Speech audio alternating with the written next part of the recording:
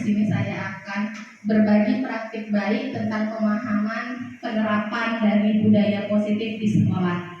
Nah, yang pertama itu saya akan berbagi pemahaman mengenai perubahan paradigma belajar, disiplin positif, teori motivasi, kemudian hukuman atau hadiah versus konsekuensi dan restitusi, kemudian 5 kebutuhan dasar, 5 posisi kontrol, keyakinan kelas, dan segitiga restitusi.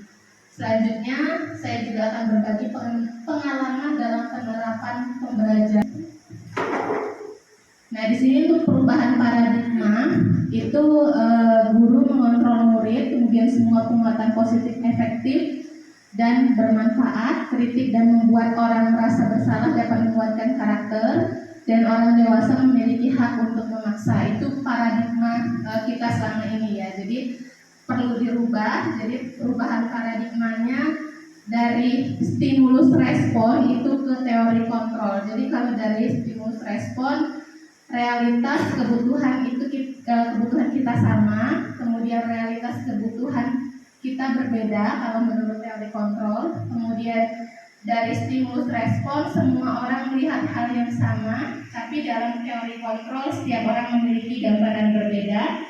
Kemudian dari stimulus respon itu kita mencoba mengubah orang agar berpandangan sama dengan kita. Namun dalam teori kontrol itu kita berusaha memahami pandangan orang lain tentang dunia. Selanjutnya, dari stimulus respon, perilaku buruk dilihat sebagai sebuah kesalahan. Tapi kalau pada teori kontrol, itu semua perilaku memiliki tujuan. Kemudian, dari stimulus respon, orang lain bisa mengontrol saya, namun dalam teori kontrol, hanya Anda yang bisa mengontrol diri Anda. Jadi, mau kita dikontrol atau tidak oleh orang itu tergantung diri kita sendiri. Dari stimulus respon saya bisa mengontrol orang lain, namun dalam teori kontrol Anda tidak bisa mengontrol orang lain. Pemaksaan pada saat bujukan gagal, kemudian kalau di teori kontrol itu kolaborasi dan konsensus menciptakan pihak-pihak baru.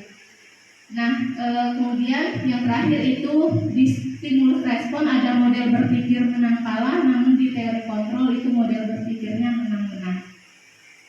Lanjut di sini saya akan membahas tentang disiplin. Jadi seperti yang kita ketahui bersama, disiplin itu bersifat self disiplin, yaitu kita sendiri yang mewajibkan kita dengan sekeras-kerasnya, tetapi itu sama saja. Sebab jikalau kita tidak cakap melakukan self disiplin, wajiblah penguasa lain mendisiplinkan diri kita dan peraturan yang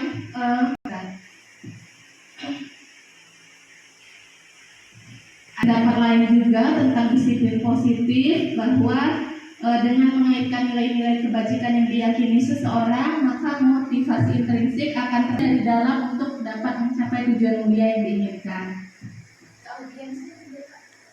Itu untuk menghindari ketidaknyamanan atau hukuman. Jadi kenapa kita memberikan motivasi? Karena agar kemudian untuk mendapatkan imbalan atau penghargaan dari orang lain, dan untuk menjadi orang yang mereka inginkan dan menghargai diri sendiri dengan nilai-nilai yang mereka percaya.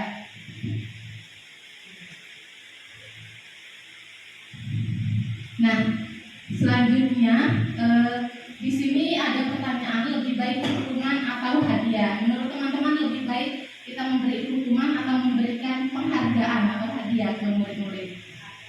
Penghargaan. Oke, kenapa penghargaan? Oke, biar lebih semangat. Berarti kembali lagi ke motivasi itu tadi ya. Nah, jadi di sini ada pernyataan. Nanti kita bisa jawab di situ hukuman atau konsekuensi. Yang pertama, oleh guru piket karena mencederai teman saat bermain di lapangan. Itu konsekuensi atau hukuman? Pada saat jam istirahat. Oke, kenapa hukuman?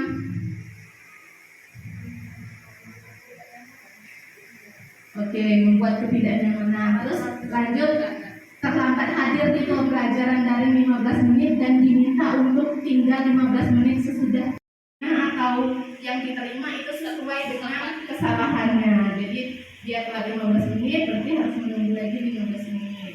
Terus lari mengelilingi lapangan basket.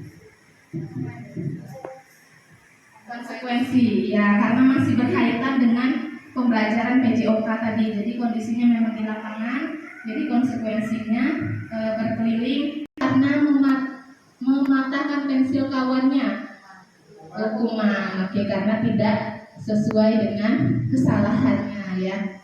Nah, terus ada yang namanya konsekuensi dan restitusi. Konsekuensi itu akibat suatu pelanggaran yang telah disepakati. Jadi kalau kita ada kesepakatan kelas, keyakinan kelas, nah itu harus ada konsekuensi yang dibuat mereka sehingga mereka bisa kembali pada kelompok mereka dengan karakter yang lebih kuat.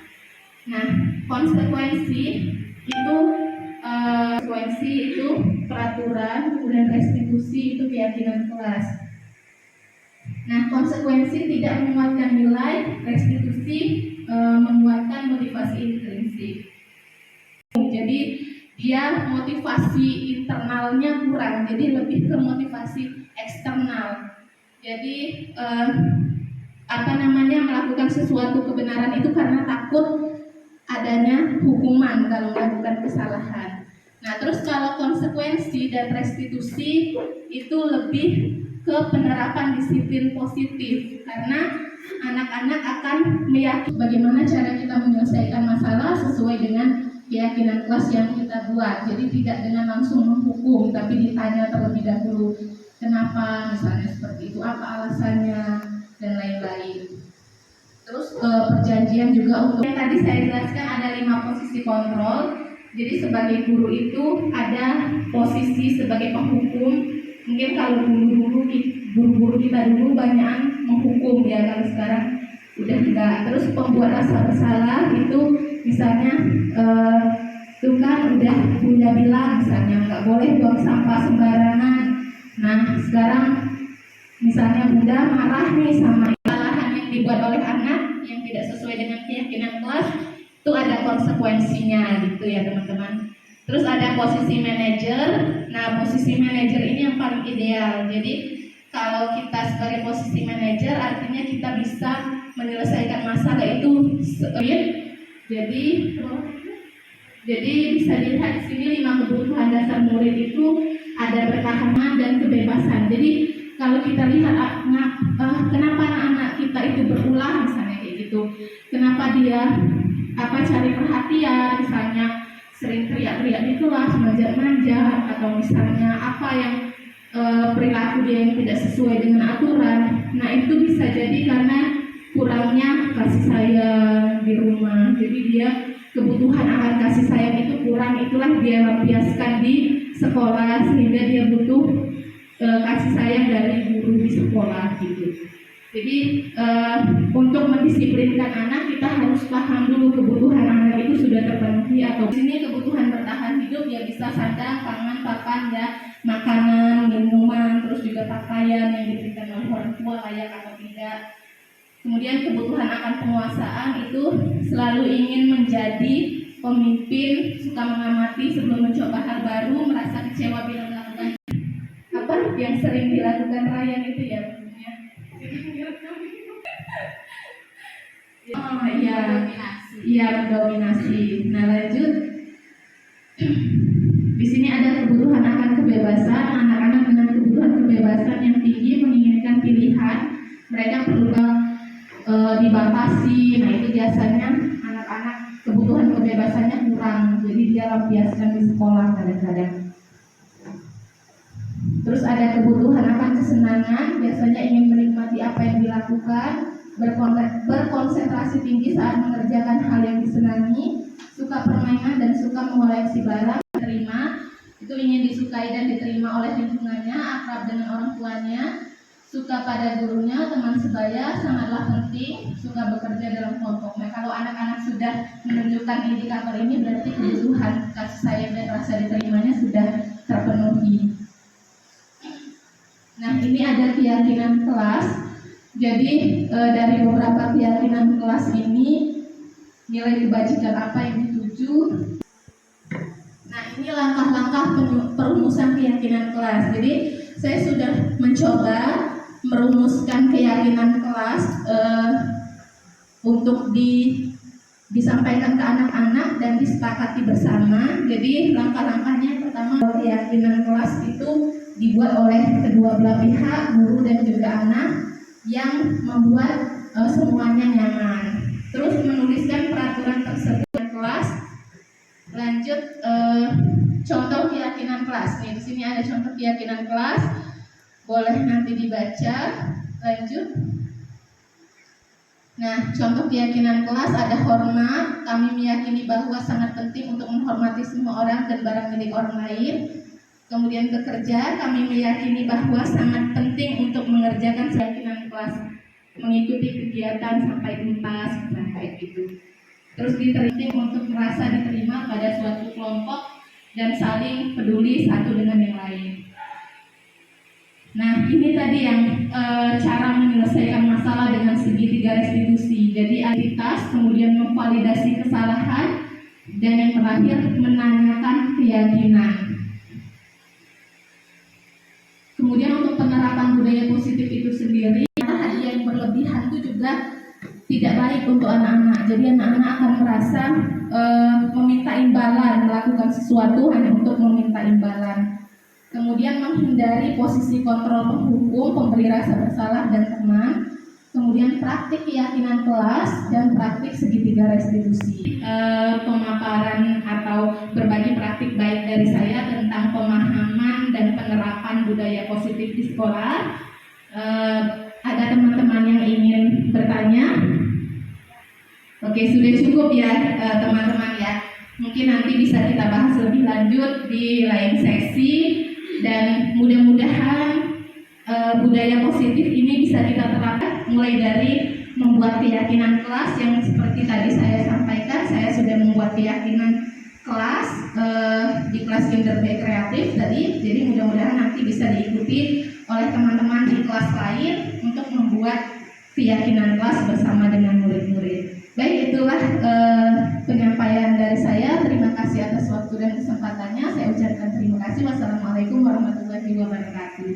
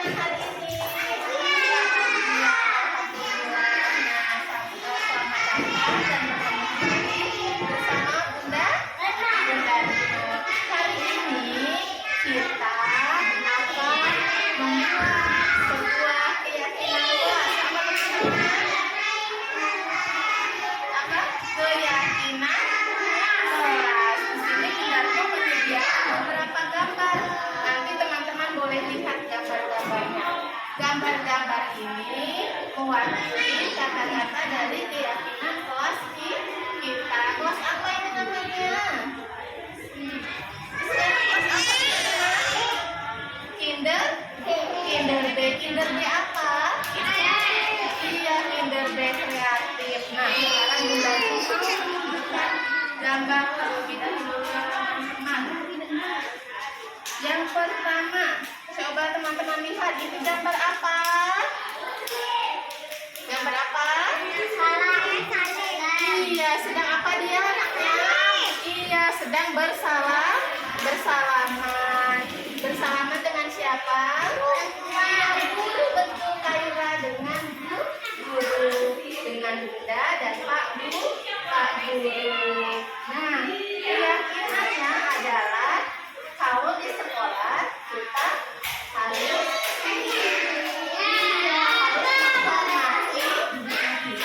menghormati siapa? Iya, betul, Kaira, harus menghormati guru. Oke.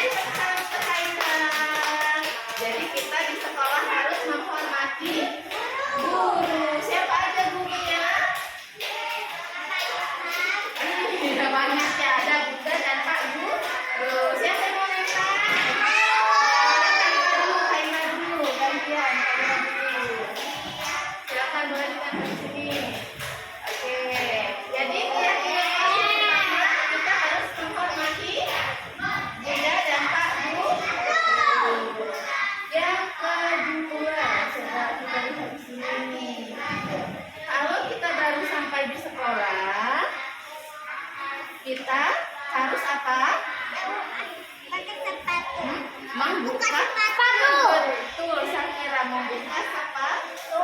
Membuka sepatu.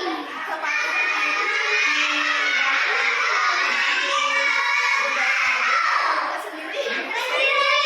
Betul, jadi keyakinannya kita harus membuka sepatu sendiri. Harus mandiri.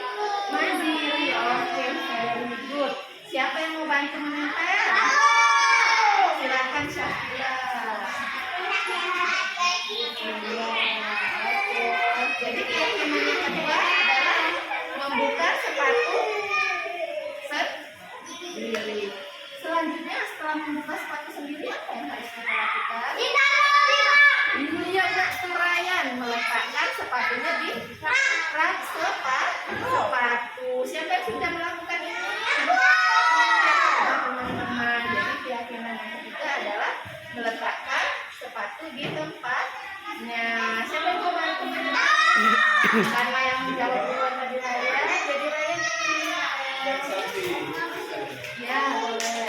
Yang lain tetap duduk. Oke, selanjutnya sudah ada gambar lagi. Nah, lihat ini sedang apa ya? Iya, sedang sholat. Kalau sedang sholat kita harus apa? Iya, harus sholat harus. Betul, Syakira hebat, harus khusyuk. Siapa yang sholatnya khusyuk? Khusyuk artinya fokus, tidak lihat kanan, tidak lihat kiri, dan juga tidak terpengaruh dengan teman atau lingkungan. Jadi keyakinan kelas kita yang keempat adalah sholat dengan khusyuk.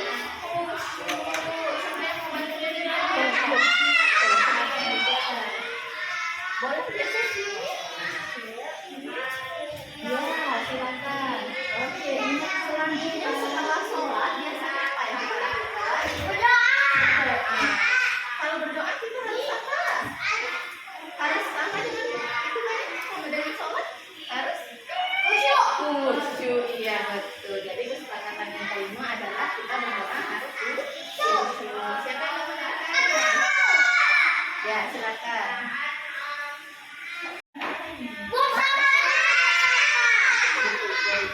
Jadi keyakinan selanjutnya adalah kita harus buang sampah di tempat sampah.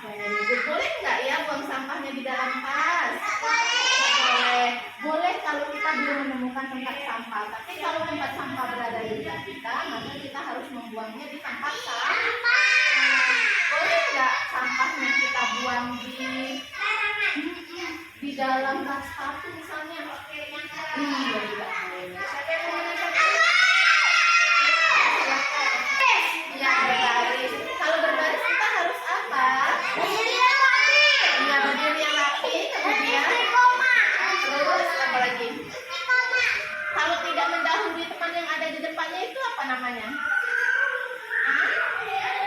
Antri, betul. Jadi kalau berbaris kita harus antri, tidak mendahului teman yang ada di depan. Iya, betul. Khaira, tidak boleh dorong. Siapa yang mau menempel ini? Cuci tangan. Kita cuci tangan pada saat apa? Kotor. Ya, pada saat tangan kita kotor. Kemudian pada saat apa lagi? Iya, pada saat mau makan, betul. Kenapa pada saat mau makan harus cuci tangan? Iya, betul. Karena ada rumah, ada tangan. Supaya tidak bakteri dan kumannya tidak masuk bersamaan dengan makanan. Siapa yang mau menempel ini?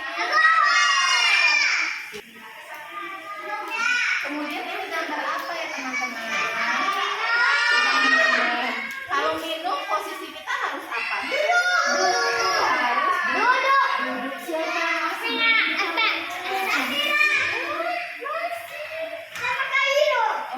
Harusnya duduk. Jadi mulai hari ini teman-teman kalau mau minum posisinya harus duduk.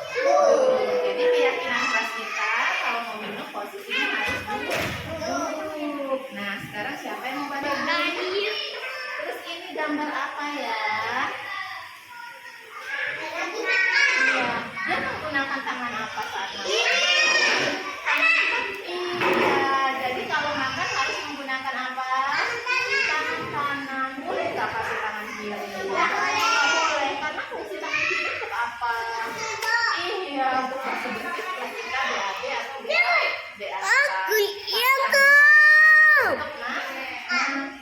Boleh nggak pakai kedua tangan saat makan? Nggak boleh, jadi harus pakai tangan kanan. Jadi ya kita selanjutnya adalah makan menggunakan tangan kanan. Sekarang ada gambar apa ini? Jadi sikat gigi dilakukan pada saat apa? Malam. Kalau di sekolah apa? Makan. Boleh setelah makan. Nah, selanjutnya setelah teman-teman bermain, apa yang harus dilakukan? Iya, membereskan mainan. Jadi keyakinan selanjutnya adalah merapikan mainan. Terus pada saat kita makan, ini gambar. Ya, terus tidak boleh apa kalau kita makan? Betul. Kita tidak boleh bersuara, tidak boleh berbicara, tidak boleh ngomong, tidak boleh ngobrol, ya. Dan tidak boleh bunyi-bunyi suara mulutnya pada saat makan. Jadi menggunakan tangan saja, oke? Nah, ini keyakinan kelas kita yang selanjutnya. Dan kemudian ada gambar apa lagi ini? Iya, gambar orang sedang mau buang air kecil. Mundur lagi teman-teman, kasihan airnya tidak bisa terlihat gambarnya. Boleh mundur lagi. Nah, kita lihat di sini ada orang yang mau buang air kecil. Kalau mau buang air kecil di mana tempatnya? Iya, di toilet, di WC. Boleh nggak ya buang air kecil di sembarang tempat? Di jalan. Kalau sudah kinder B masih boleh ngompol nggak ya? Iya, tapi sekarang sudah kinder B harus bertanggung jawab dan mandiri. Terus kalau misalnya lagi di jalan, kita mau buang air kecil, kebelet, terus harus cari apa kita? Cari tempat, iya toilet. Boleh nggak buang air kecilnya di sembarang tempat? Di jalan, nggak boleh, nggak boleh ya. Laki-laki dan perempuan semuanya harus buang air kecil dan buang air besar di toilet. Nah, selanjutnya teman-teman lihat ini gambar apa? Orang jatuh terus iya dibantu. Jadi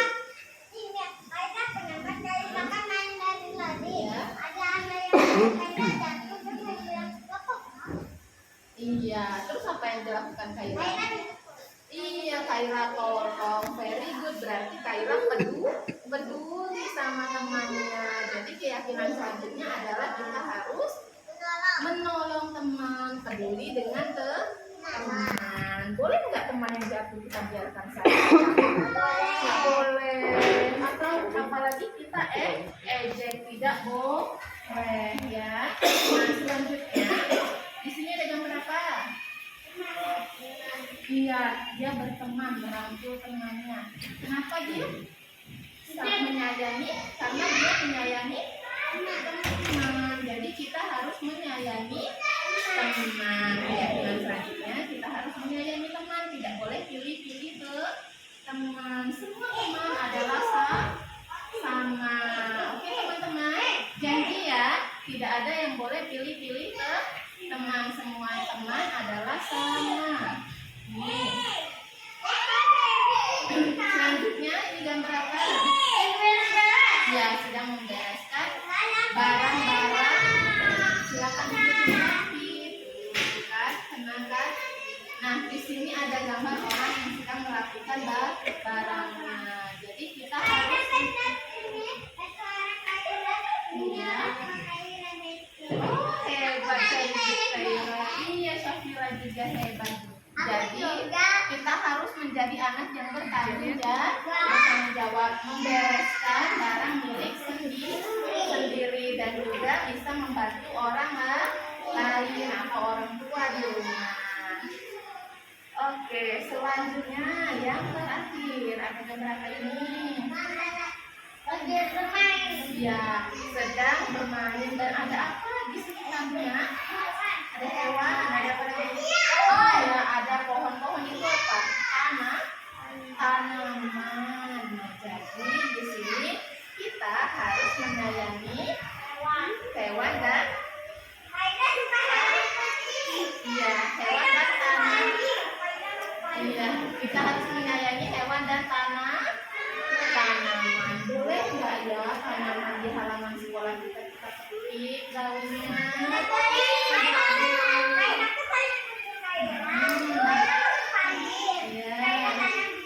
Oh iya, oke. Jadi tanaman tidak boleh diganggu, tidak boleh dipetik daunnya, dan juga tidak boleh dirusak. Hewan juga sama, ada kucing yang di sekitar sekolah kita itu tidak boleh dipukul, boleh nggak dipukul?